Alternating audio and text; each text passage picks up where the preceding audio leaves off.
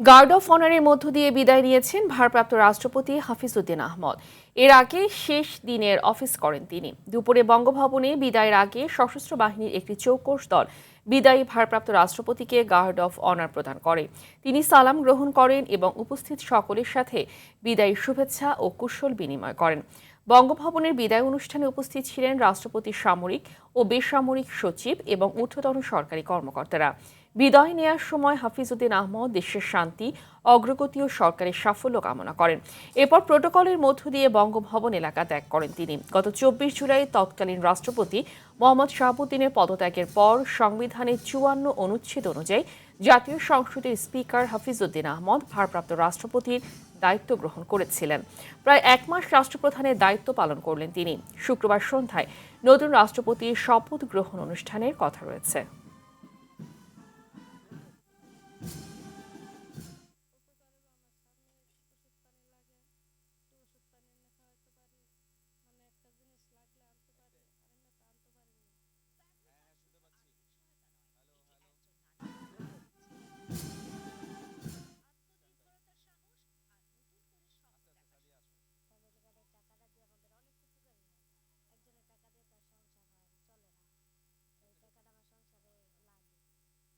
রাষ্ট্রপতি নির্বাচনের ভোট গ্রহণের সর্বশেষ খবর জানাতে জাতীয় সংসদ ভবন এলাকা থেকে যুক্ত হচ্ছেন রুদ্র রফিক ও সহকর্মী সাদিয়া কানিজ লিজা। আমরা প্রথমেই যাব রুদ্র রফিকের কাছে। রুদ্র রফিক, আপনি আমাদেরকে জানাবেন যে ভোট গ্রহণের কি অবস্থা এই মুহূর্তে?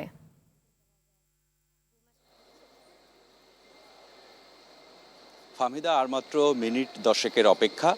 দুপুর 2টা থেকে ভোট গ্রহণ শুরু হয়েছে এবং একটানা চলছে, বিকেল 5টা পর্যন্ত চলবে। আর মাত্র 10 মিনিট পরে ভোট গ্রহণ শেষ হবে। দীর্ঘ 35 বছর পর সরাসরি সংসদ সদস্যরা ভোট দিয়ে রাষ্ট্রপতি নির্বাচিত করছেন। আমরা সকাল থেকে যেটি দেখেছি, উৎসবমুখর পরিবেশ বিরাজ করছে এই সংসদ ভবন এলাকায়।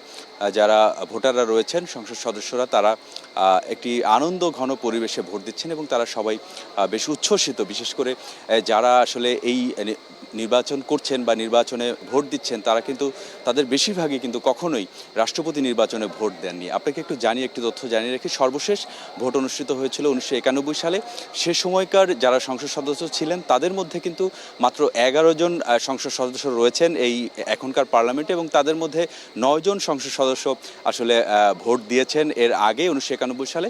অর্থাৎ যারা সংসদ সদস্য রয়েছেন তারা কিন্তু সবাই নতুন ভোটার, তারা আগে কখনো ভোট দেননি। তাদের মধ্যে একটা উৎসব মুখর পরিবেশ আসলে আমরা দেখেছি। তো সকাল থেকেই এই সংসদ ভবন এলাকায় ছিলেন এবং নির্বাচনের শুরু থেকেই এই সংবাদটি কাভার করছেন আমাদের সহকর্মী সাদিয়া কানিজ। আমরা একটু তার কাছ থেকে শুনতে চাই। আপনি তো শুরু থেকেই এই রাষ্ট্রপতি নির্বাচন কাভার করছেন, ভোটের আগ থেকেই আপনি এখানে ছিলেন। কেমন পরিবেশ দেখেছেন? এখন পর্যন্ত কতজন ভোট দিয়েছেন? আপনার কাছে সবশেষ কী তথ্য আছে আমাদেরকে একটু জানাবেন।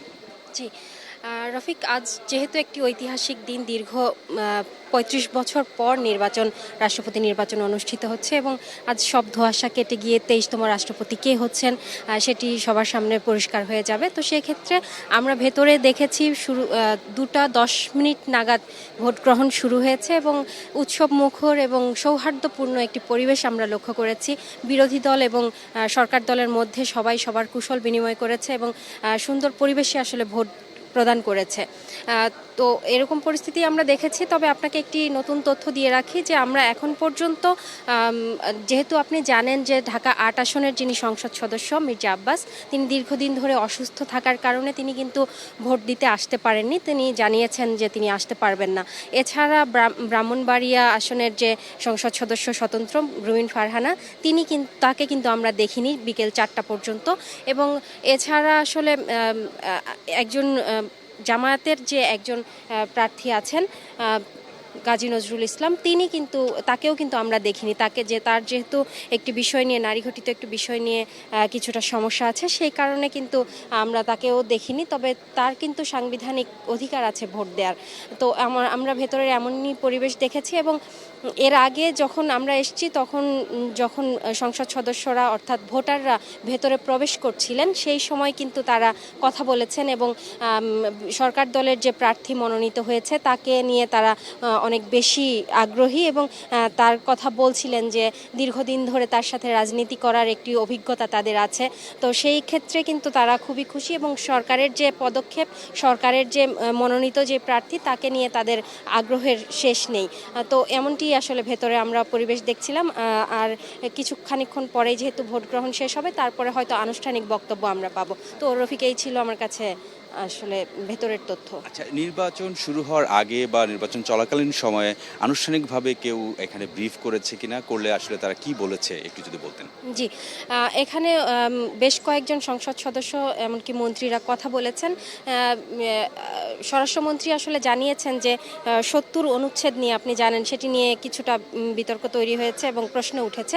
তো সেই ৭০ অনুচ্ছেদ কিন্তু সংশোধন করার একটি কথা জানিয়েছেন সরকারের পক্ষ থেকেই, সেটি সংশোধন করা হবে এবং সেই ৭০ অনুচ্ছেদ সংশোধন হবার পরে আসলে পরবর্তীতে যে রাষ্ট্রপতি যে নির্বাচনগুলো হবে সেই সংশোধিত ৭০ অনুচ্ছেদের আলোকেই নির্বাচন অনুষ্ঠিত হবে, এমনটি আসলে আমাদেরকে জানিয়েছেন। এবং দীর্ঘদিনের যেহেতু রাজনৈতিক সঙ্গী মির্জা ফখরুল ইসলাম আলমগীর, তাকে নিয়ে তারা স্বতঃস্ফূর্তভাবে তারা ভোট দিয়েছেন এবং ভোট চেয়েছেন অন্যদের কাছে যারা স্বতন্ত্র প্রার্থী আছে।